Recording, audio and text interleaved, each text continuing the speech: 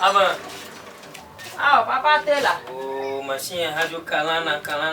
Good evening. Good evening la. Where's my? Yo. Ngala boya mama wa jiji.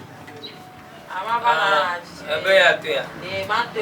Mtoka kaka kula la jitare. Machine yeri. Mabona e.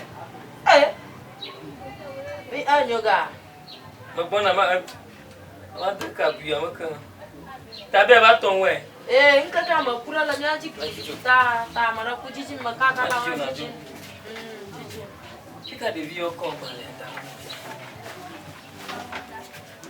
Oh wa jiji mro susume. Oh po. Oh ma gbagba. Ajiji na susuma. Oh. Gbagba mama jima. Fika de vio dawo. Oh jiji mro susuma. Oh susuma oh ma gbagba waje. Oh Papa Tela. Enya ka gbagba. Akwe a.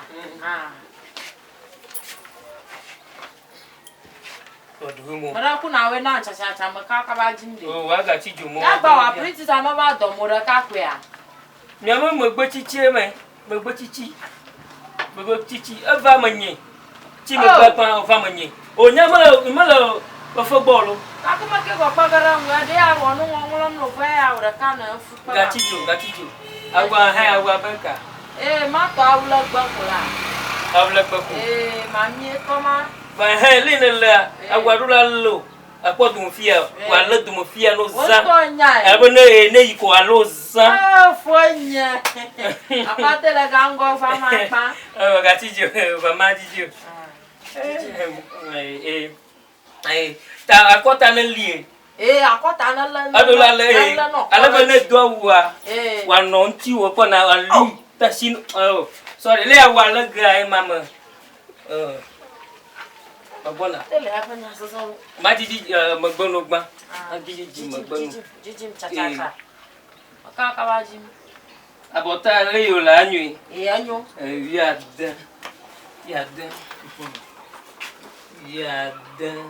Yada. Ima. Fifia. Majiji.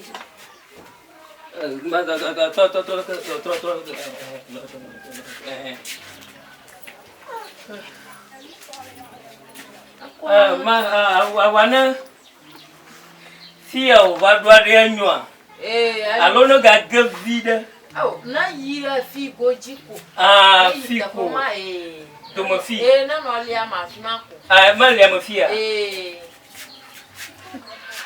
fia tutu jo nwaji fika ma fia lo ko alle me mi no amajiji me ma o wali ne lade rula gboji ya jiju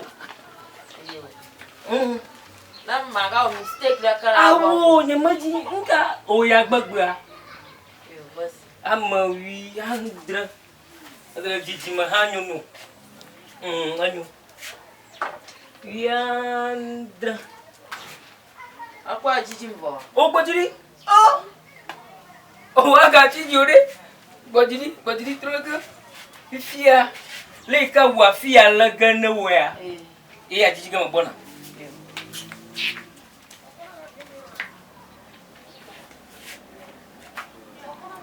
adula tofi akwe akwa mi on to le ilka wa kwere jilaka wa no jilaka na wa koko laka na mai o jigbori na jiji mula sorry ga firo la pa mo gbogbo mo yi agbogbo ma yi ara kuku dogola agbogbo ma na jiji na ma jo kama yamu ani fada mo na jemu ya mara kuku jiji mvo we o bojiri to apa imale maguna do pinya kuli bojiri alle ba wa to leke tu fi alle ba okay le yo la agapa lo ade ba no divide le kalo ne no le kalo tama amia melede o amma nyewara ta po fela bojiri ma na no jile ke na no jila ta ada hash kama ga fia la chichika. Abo Didi, my God, my boy fimo. Ah, chief, I'm not going to ask him. As I don't know me. Apa bawa kau Didi ada Didi. Aja ba, malah visa. Hey. Okay. Viens allez. Viens pour ton ma Didi fica. Tari wala quoi tu le caves quoi des filles. Malafro. Fia na dia me vide. Ah. Hey. Kokoi.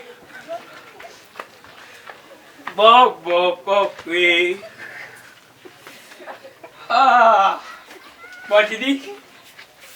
Ata bodidi. Oh fia na igomo le ne wecha. Oh la la, oh la la, oh la la, oh la la. Non non non. Ado la mieto fi mema. Wali na ma non me la ka. Oh, ta papa te la.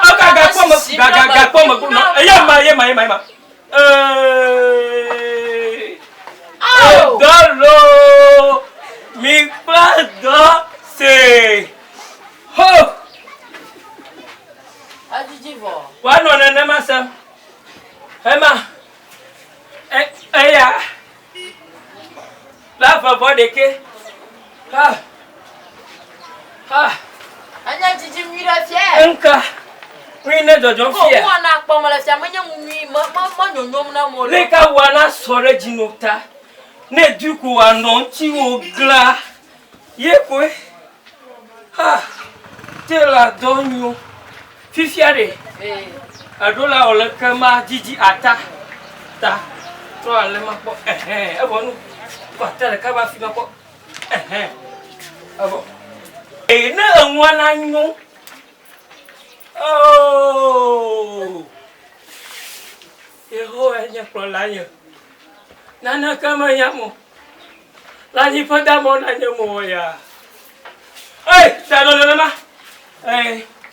alab Didi mea.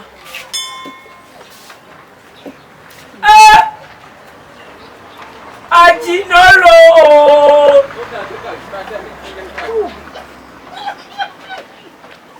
No ma Malana na ma. Mnyade asogan to. Akarajia. Asogan. Akwa meba stali anyama wepo. Ta nyaba. Oh. Soga. Tela. Yes. Mushang lokia. Viens attends, viens me ver quoi. Yo, quand on le regarde, maman tu es mort du kabakabai. Viens attends. Mais kaka boa. Viens attends me ver caro. Viens attends me ver caro lo. Alors la ton lo. Viens aller. Maintenant. Adi jimwa. Wa bivo. Bagba ma ba kwe. Ga mana bona hoga fia. Yenya. Ya te poto. Awi tutu mo ti ma to na wa. Le on to pole gbegbe ma jiji. Awi to ga mo le no wa. Awi tutu ma ko to ma bia. Abi mama le gano lo. Abi mama le gano. Abiama le Togo, abiama le Benin, moi le Côte d'Ivoire. Que Nigeria que? Me bade, ah oui, me peut to me na wa. Moi que me Didi o kaka Didi o. Didi ngoti, Didi to, Didi adu, Didi mwai. Ana pa wanyelo. Amajo. Mane pa be. Amajo. Adula kondebe mi budoga yi Nigeria we jabu yaro. Ofu ira Uganda. Nana ba plabia. Jija mara kama jijimala. Ama jijimala. Nyama sipo. Bona ma ba ofu oga.